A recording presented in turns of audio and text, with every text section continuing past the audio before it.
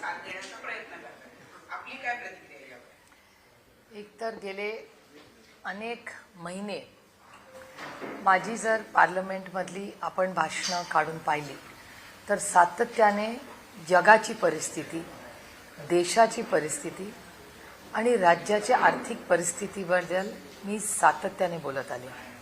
हा विषय आता राजकीय विषय नाही आहे, हा अतिशय गंभीर विषय. त्याच्यामुळे माझीही विनम्र विनंती आहे की आपणही सगळ्यांनी थोडंसं गांभीर्याने हा सगळ्यांनीच मिळून विषय घेऊया. आज सकाळीच आदरणीय पवारसाहेबांनी एक ट्विट केलंय, आपण पाहिलं असेल तर, की ऑपरेशन सिंदूर जेव्हा पहलगामवर हल्ला झाला त्याच्यानंतर आदरणीय पवारसाहेब हे पहिले नेते होते की हा देशावर हल्ला आहे. देशावर हल्ला झाल्यावर सगळे राजकीय मतभेद बाजूला ठेवून आपण सगळ्यांनी एकत्र येऊन काम केलं पाहिजे देशाच्या सुरक्षिततेसाठी. आणि त्यानंतर ऑपरेशन सिंदूरची सुरुवात झाली. माननीय प्रधानमंत्र्यांनी राजनाथ सिंगजींना एक कमिटी बनवायला लावली. योगायोगाने मलाही त्याच्यात काम करायची संधी मिळाली आणि देशाच्या वतीने आणि काँग्रेस पक्षाचंही खूप कौतुक की काँग्रेस पक्षाने सगळे राजकीय मतभेद बाजूला ठेवून आम्ही सगळे जगभर अनेक खासदार फिरलो.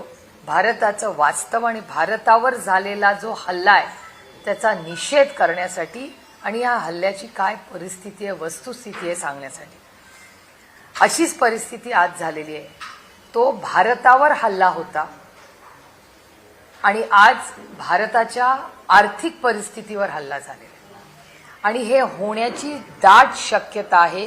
हे सातत्याने राहुल गांधीजी असतील, प्रियांकाजी असतील, अखिलेश भैया असतील, मी स्वतः असेल, आम्ही एकत्र पार्लमेंटमध्ये बसतो अशा कन्नी मोळीजी असतील, सगळे गौरव गोगोईजी असतील, हे सगळे आम्ही वारंवार बोलतोय. दोन गोष्टी मी आपल्याला निदर्शनात आणून देते की 2013 साली अर्थमंत्री चिदंबरम साहेब होते. चिदंबरमजींनी एक स्टेटमेंट केलं होतं एका प्रेस कॉन्फरन्समध्ये की जर 1 वर्ष या देशातल्या लोकांनी जर सोनं विकत घेतलं नाही तर आर्थिक परिस्थितीमध्ये खूप बदल होऊ शकतो, असं फक्त स्टेटमेंट त्यांनी केलं होतं. तेव्हा तत्कालीन गुजरातचे माननीय मुख्यमंत्री यांनी फार टोकाची भूमिका घेतली होती आणि त्यांचे शब्द आजही माझ्या लक्षात आहेत. कारण का एका महिलेला तिच्या मंगळसूत्राची काय भावना असतात त्याच्याबद्दल हे मी एक महिला म्हणून तुम्हाला सांगू शकते. आणि ह्या परिस्थितीमध्ये माननीय प्रधानमंत्र्यांचं एक स्टेटमेंट होतं की काय दिवस आलेत बघा की ह्या देशाचा अर्थमंत्री आज काय म्हणतोय की तुमच्या मंगळसूत्र विकत घेऊ नका, सोनं विकत घेऊ नका, इथपर्यंत UPA सरकार पोहोच